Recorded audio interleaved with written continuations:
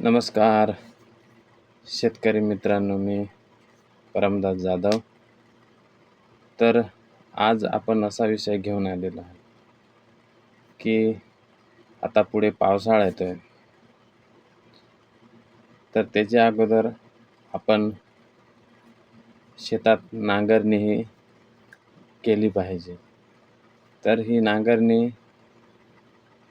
का केली पाहिजे आणि त्याच्या जमिनीला फायदे काय होतात, तर हे आपण आज थोडक्यात समजून घेऊ. तर नांगरणीमुळे जी घट्ट झालेली माती असते ती खालीवर होऊन आणि मोकळी आणि भुसभुशीत अशी माती होते आणि त्या मातीत हवेचे प्रमाण हे जास्त वाढते, कारण ती भुसभुशीत असल्यामुळे त्याच्यात हवा ही जास्त खेळती राहते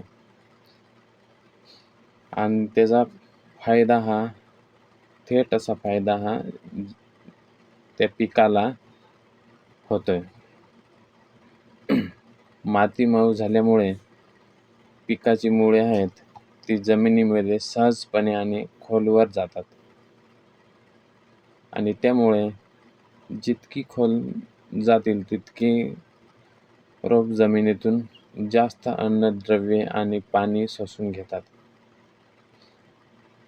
आणि म्हणून जमिनीतील लपलेले हानिकारक कीटक त्यांच्या अळ्या आणि अंडी नांगरणीमुळे जमिनीच्या वर येतात, कारण नांगरणीमुळे जी माती आहे ती खालीवर होऊन ते अळ्या आणि त्यांचे जे अंडे वगैरे असतात ते वरती येतात आणि सूर्याच्या उष्णतेमुळे ते मरून जातात आणि काही पक्षी त्यांना खाऊन घेतात. त्याच्यामुळे त्या पिकांचे संरक्षण होते किंवा जी कीड वगैरे लागते ती लागत नाही आणि शेतात उगवलेले अनावश्यक गवत आणि तण नांगरणीमुळे मुळासकट हे उपटले जातात. जमिनीच्या खाली दाबले गेल्यामुळे हे तण कुजतात आणि त्याचे रूपांतर सेंद्रिय खतामध्ये होते.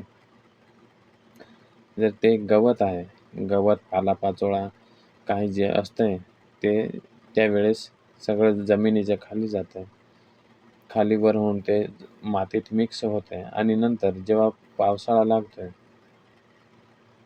ते पावसाळ्यात ते जमिनीत ते कुजून आणि त्याच्यामुळे हे जमिनीत खत तयार होते, सेंद्रिय खत तयार होते. तेच पालापाचोळा त्याच्यात खत तयार होऊन आणि ते जमिनीत मिसळून जाते. नांगरलेल्या जमिनीमध्ये पावसाचे पाणी लवकर जिरते आणि ते जास्त काळ टिकून राहते. ती भुसभुशीत जमीन असल्यामुळे त्याच्यामध्ये पाणी हे लवकर शोषून घेते ती जमीन आणि त्याच्यात पाणी साठा हा जास्त असतोय. त्यामुळे जमिनीतील ओलावा कायम राहतोय, जो कोरडवाहू शेतीत अत्यंत गरजेचा असतोय आणि म्हणून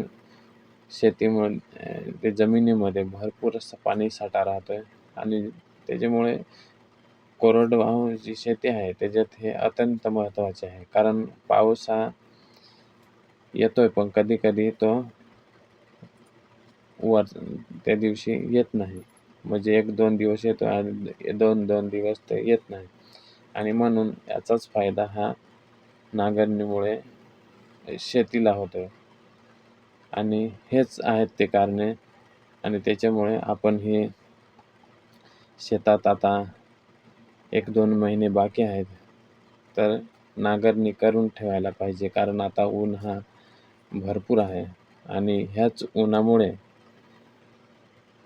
जमीन ही कडक होते.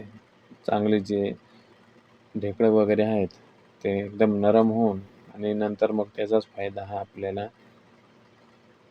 पावसाळ्यामध्ये लावणीच्या टायमाला होतो आहे आणि त्याच्यामुळे आपण नांगरणी हे केली पाहिजे. तर इथे थांबतो आहे. धन्यवाद.